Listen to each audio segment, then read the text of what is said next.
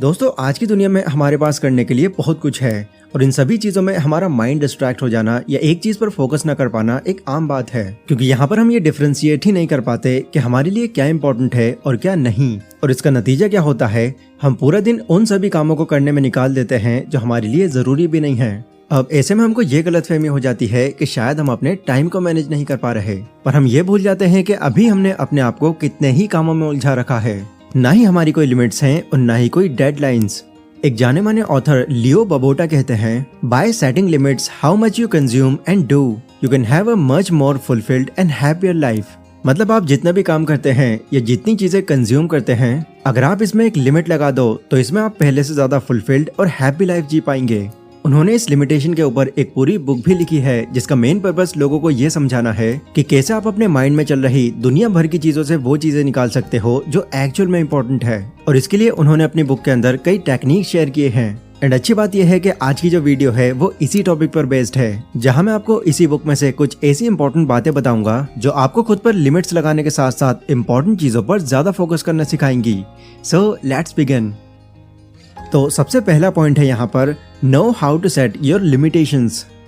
Parkinson's law कहता है, work expands to fill the life allotted. मतलब एक काम करने के लिए आप जितना टाइम उसको देते हैं वो काम आपका उतने ही टाइम में खत्म होगा। जैसे आपके पास कोई काम है और आपने उसको खत्म करने के लिए खुद को एक दिन दिया हुआ है, तो आपका माइंड उस काम को करने के लिए अब पूरा एक दिन ही लेगा।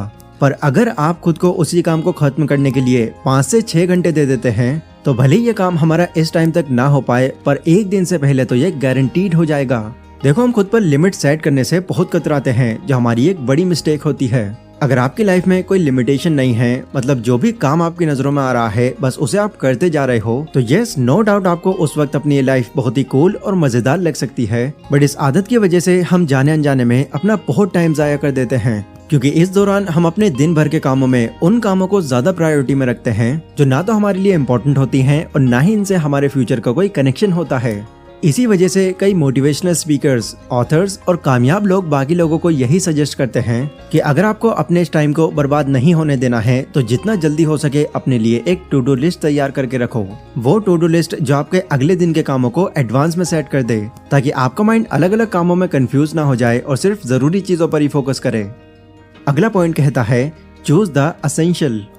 हमारी लाइफ में बहुत सारे ऐसे टास्क होते हैं जो देखने में तो हमको बहुत ही इंपॉर्टेंट लगते हैं, लेकिन जब आप उस टास्क को सेल्फ एग्जामाइन करते हैं तब आपको ये रियलाइज होता है कि ये काम उतना जरूरी नहीं है जितना मैंने सोच लिया था। ऑथर बताते हैं कि कोई भी लिमिट सेट करने से पहले आपको ये देखना होगा कि जो टास्क आप परफॉर्म करने के बारे में सोच रहे हैं वो आपने क्यों चुना है।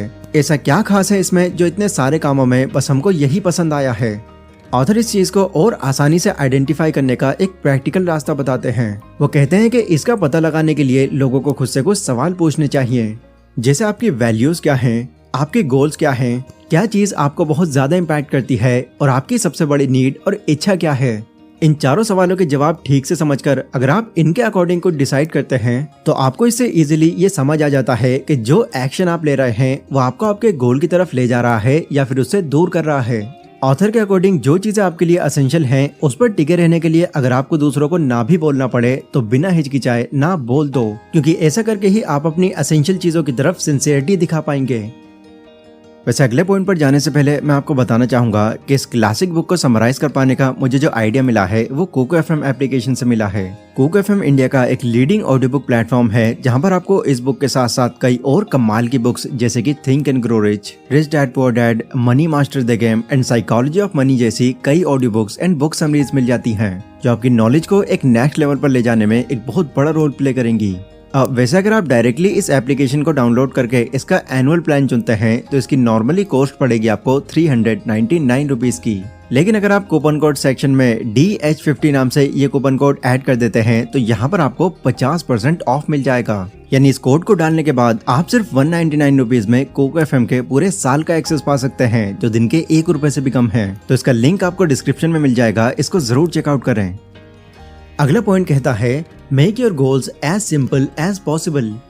इस दुनिया में जितने भी लोग हैं हम जानते हैं कि हर किसी की बिल्कुल अलग सोच है और इस अलग अलग सोच के इंसानों के सभी गोल्स भी अलग होते हैं, जिन्हें अचीव करने के लिए मैक्सिमम लोगों को कंसंट्रेशन, कमिटमेंट और एफर्ट्स की जरूरत होती है।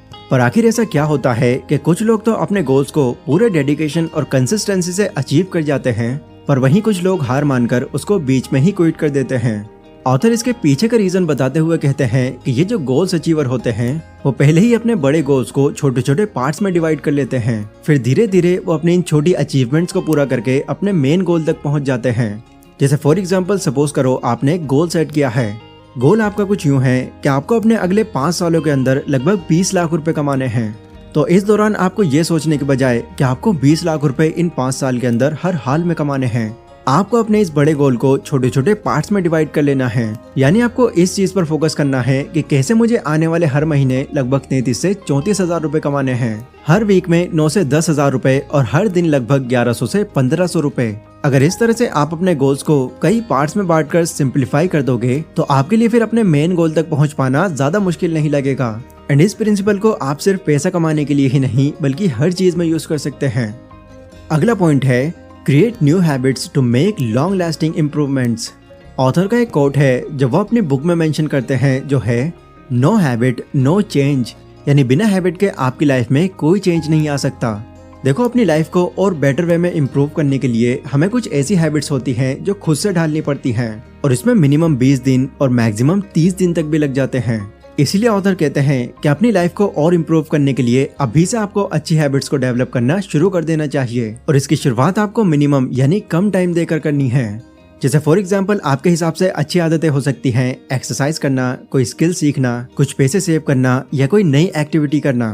तो शुरुआत में इनको थोड़ा ही सही बट टाइम देना शुरू कर दोगे तो धीरे धीरे ये थोड़ा टाइम देना ही आपको बहुत आगे तक ले जाएगा। ऑथर बताते हैं कि लोगों को किसी नई आदत को ना बना पाने का मेन रीजन ये होता है कि वो शुरुआत में ही उस आदत को बहुत ज्यादा टाइम देने लग जाते हैं। वो सोचते हैं कि जितना ज्यादा हम इसको शुरुआत में टाइम देंगे उतनी ही जल्दी हम इस आदत को अपने अंदर ढाल लेंगे, बट अनफॉर्चुनेटली इससे वो बहुत जल्दी बोर हो जाते हैं और इसको गिव अप कर देते हैं। इसकी जगह अगर आप किसी हैबिट को एक लिमिटेड टाइम देकर उसको डेवलप करते हो तो ना ही आपको फिर वो बोझ की तरह लगेंगी और ना ही उनमें बोरियत महसूस होगी। ऑथर इस प्रोसेस को ज़ेन हैबिट्स का नाम देते हैं क्योंकि हमारी लाइफ के हर छोटे बड़े बदलाव के पीछे इन्हीं स्मॉल हैबिट्स का हाथ होता है। इसलिए सिर्फ थोड़े से शुरू करो but do it right now. ये सभी बातें मैंने आपको लियो बबोटा की book the power of less से बताई हैं। इस पूरी बुक में सिर्फ इसी बात पर फोकस किया गया है कि किस तरह आप बहुत कम से ही शुरुआत करके बहुत कुछ बड़ा कर सकते हैं। एंड इन पॉइंट्स के अलावा अगर आप पूरी बुक की समरी सुनना चाहते हैं तो कोको एफएम पर ये आपको इजीली मिल जाएगी, आप वहां से सुन सकते हैं। बाकी मैं मिलता हूँ अपनी अगली वीडियो में, तब तक के लिए stay safe, stay healthy, take care.